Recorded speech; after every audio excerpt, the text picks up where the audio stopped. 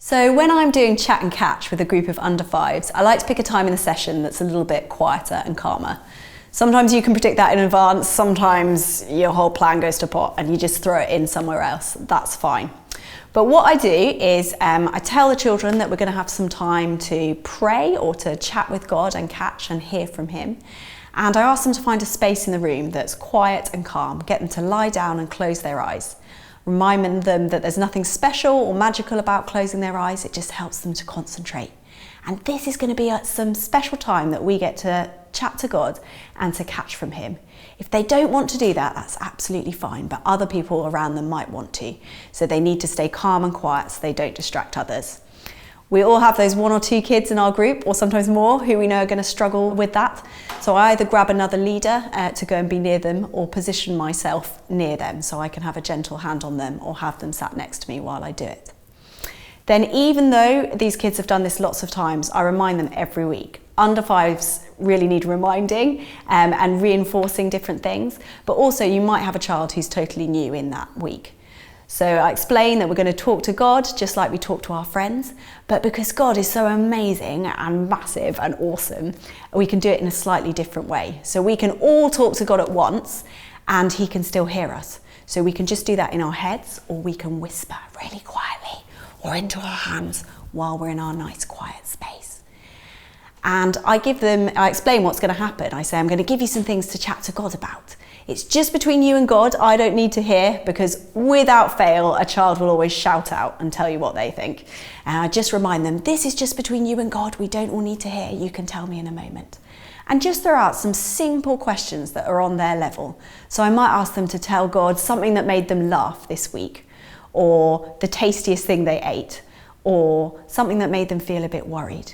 Could be linked to the session or just to their general life. I try and think about, they will have been at home, maybe at preschool or nursery, that kind of thing.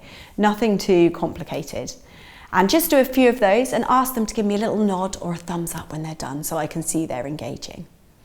And then I explain that we're going to catch from God as well. Chatting to people is very boring if we don't hear what they have to say back. And God speaks to us in lots of different ways. So remind them to be ready, because God might pop a picture or a word or an idea in their mind. There might be a feeling in their body. Try not to be too prescriptive about exactly what that might be. In my experience, under fives mostly get this intuitively. They don't struggle with it in the same way that older children and adults might, because they often don't know any different.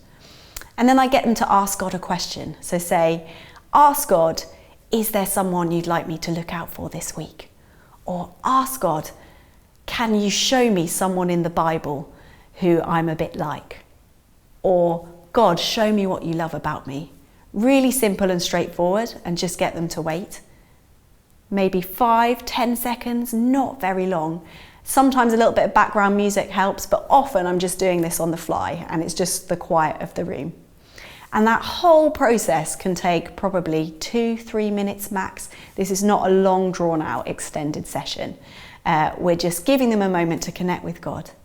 And then I ask them to feed back. I say, did you have a nice time chatting and catching with God? Is there something you'd like to share? And often you will get children who want to feed back. If they don't, that's absolutely fine. I reinforce that's between you and God. But just remember that God is always the same. So if it doesn't match with things that you know about God from the Bible, that He loves you, that He cares for you, that He's for you, that He's got good things, then check with a grown-up, because we don't want anyone to ever feel worried about that. But I get them to feed back, because sometimes it needs a little bit more unpicking. So you might have a child say, God showed me a picture of a teddy or something, and you can say, that's great that you saw a picture of a teddy. Why do you think God wanted to show you that? And they might have an idea, or they might say, I don't know. So you could say, okay, let's go back to God and ask Him. See if they come back with anything else. They might not, and you might say, that's fine. God might want to tell you another time, we might just leave that there. And then I remind the kids, anytime that we do this, you can chat and catch with God anywhere you want. You can chat and catch them in the car, in your bed, on the toilet, on your scooter, wherever you are, you can do this. This isn't something that just happens in church.